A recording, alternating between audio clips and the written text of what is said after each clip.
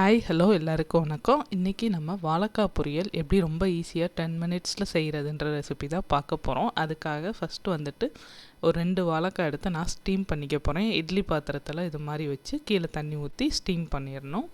Steam பண்ணுறப்போ ஒரு 5 minutes பண்ணால் போதும்.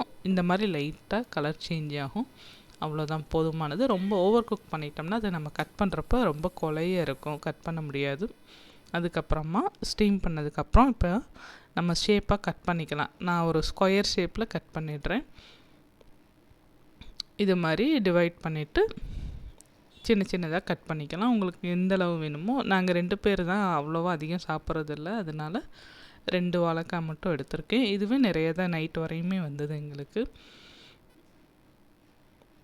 நல்லா கட் பண்ணதுக்கப்புறமா இதில் வந்துட்டு நம்ம தாளிப்பு மட்டும்தான் ஆட் பண்ண போகிறோம். ரொம்ப ஈஸியாக இருக்கும். 5 மினிட்ஸில் நம்ம ஒரு வெஜிடபிள் சைட் டிஷ் வந்து ரொம்ப ஈஸியாக செஞ்சிடலாம். வாழைக்காய் அதுவும் இல்லாமல் நிறைய ஹெல்த் பெனிஃபிட்ஸ் உள்ளது. கேர்ள்ஸ்க்கு, லேடிஸ்க்கு வீக்லி ஒன்ஸ் கண்டிப்பாக வாழைக்காய் சார்ந்த ஃபுட்டு, வாழைப்பூ, வாழைத்தண்டு எல்லாம் சாப்பிட்றப்போ நமக்கு வந்து ஹெல்த் பெனிஃபிட்ஸ் நல்லாயிருக்கும். யூட்ரஸ் ரிலேட்டடான ஹெல்த்ஸ் எல்லாம் நல்லா இருக்கும். நம்ம இப்போ வந்து ஃபுல்லாக கட் பண்ணி முடிச்சாச்சு. இதை நம்ம ஒரு ஓரமாக வச்சிடலாம். இப்போ ஸ்டவ்வில் வந்துட்டு ஒரு வடைச்சட்டி இல்லைன்னா பேன் எதுமாச்சும் தாளிக்கிறதுக்கு ஏற்ற மாதிரி வச்சுடுவோம். இன்றைக்கி நான் எடுத்துருக்கிறது வந்துட்டு கேஸ்ட் அயர்ன் பேன் தான் எடுத்திருக்கோம். இதில் வந்து கொஞ்சமாக நல்லெண்ணெய் 1 ஸ்பூன் அளவு ஆட் பண்ணியாச்சு. ஆட் பண்ணதுக்கப்புறமா தாளிப்பு கடுகு சேர்த்துக்கிறோம். கடுகு வந்து நல்லா பொரியட்டும். பொரிஞ்சதுக்கப்புறமா அதில் கருவேப்பிலை ஆட் பண்ணிடலாம். கருவேப்பிலை ஆட் பண்ணியாச்சு.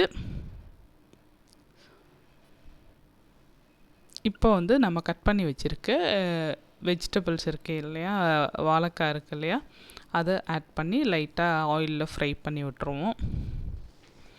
ஆயிலில் ஃப்ரை பண்ணதுக்கப்புறமா நம்ம வந்துட்டு இதுக்கு தேவையான ஸ்பைசஸ் ஆட் பண்ணணும். நான் வந்து ஸ்பைசஸாக வந்து இங்கே ஆட் பண்ணது என்ன அப்படின்னா, சீரகப்பொடி, அதுக்கப்புறமா கொஞ்சமாக மிளகுப்பொடி, 2யுமே ஆட் பண்ணிவிட்டு உப்பு சேர்த்தாச்சு. உப்பு சேர்த்து எல்லாத்தையும் நல்லா வதக்கி விட்டுட்டோம் அப்படின்னா நம்மளோட வாழைக்காய் பொரியல் சூப்பராக ரெடி ஆகிடும். உங்களுக்கு நல்ல ஸ்பைஸ் ஜாஸ்தி வேணும் அப்படின்னா இன்னும் கொஞ்சம் பெப்பர் பொடி ஜாஸ்தி போட்டுக்கோங்க, இல்லைன்னா மிளகாப்பொடி கூட போட்டுக்கோங்க. நான் வந்து இது கொஞ்சம் நல்ல ஹெல்தி பெனிஃபிட்டாக இருக்கும் அப்படின்றதுக்காக மிளகுத்தூள் போட்டிருக்கேன். உங்களுக்கு மிளகாத்தூள் வேணுனாலும் போட்டுக்கலாம். ப்ளஸ் வந்துட்டு கலர்ஃபுல்லாக வேணும் அப்படின்னா மஞ்சத்தூள் ஆட் பண்ணிக்கோங்க. இது நான் வந்து மஞ்சத்தூள் எதுவுமே போடாமல் செஞ்சுருக்கேன். ஏன்னா மற்ற டிஷ் எல்லாமே நான் செஞ்சது எல்லோயிஷாக இருந்ததா, அதனால் மஞ்சத்தூள் எதுவும் வேண்டாம் அப்படின்னு பிளான் பண்ணி தான் இது செஞ்சுருக்கேன். நல்லா கலர்ஃபுல்லாக இருக்கும் மஞ்சத்தூள்லாம் போட்டு செய்கிறப்போ, பார்க்கவும் இன்னும் நல்லா இருக்கும். நம்ம ஸ்பைசஸ் எல்லாமே ஆட் பண்ணதுக்கப்புறமா நல்லா மிக்ஸ் பண்ணிட்டோம்.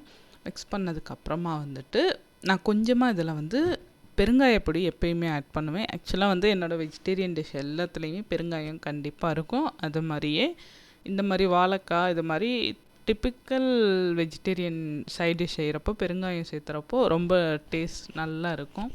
அதனால் பெருங்காயப்பொடியும் இதில் நம்ம ஆட் பண்ணிடலாம். அவ்வளோதான். ஜஸ்ட்டு ஸ்பைசஸ் ஆட் பண்ணியாச்சு, பெருங்காயப்பொடி ஆட் பண்ணியாச்சு, சால்ட் போட்டாச்சு. எல்லாமே இந்த மாதிரி நல்ல ஒரு மிக்ஸ் கொடுத்துருங்க.